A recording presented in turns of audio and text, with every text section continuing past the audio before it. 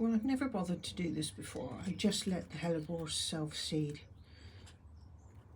But where both girls have got such lovely gardens, and hellebores are £22 each, or £14 sometimes at B&Q.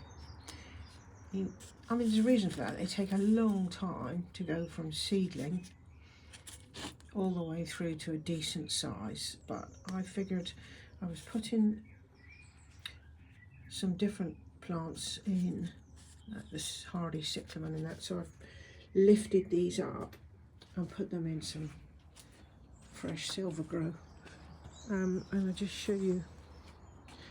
They self-seed very easily in the right conditions. You can see one there has sown itself in amongst a geranium nodosum which I need to sort out, but you can see seeds everywhere. So, as I always say, it is much better to let your plants seed themselves, but I figure I would lift these and bring them on and see how slow they really are. And I imagine they're really slow.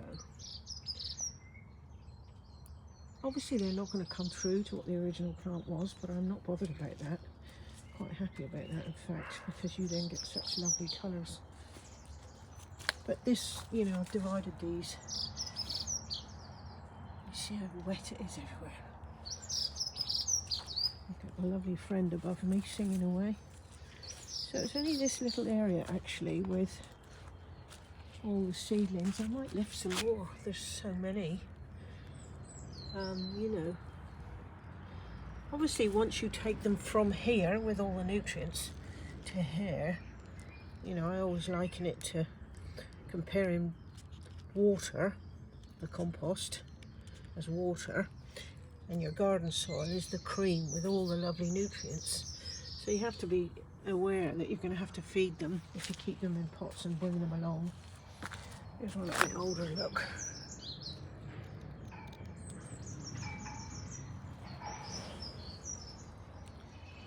Yeah, no, nothing lost in lifting those actually, just to see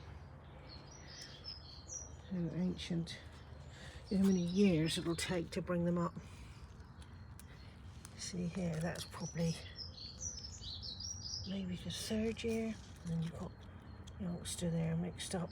It's two youngsters. I might lift those because they're all fighting each other, as always in our garden.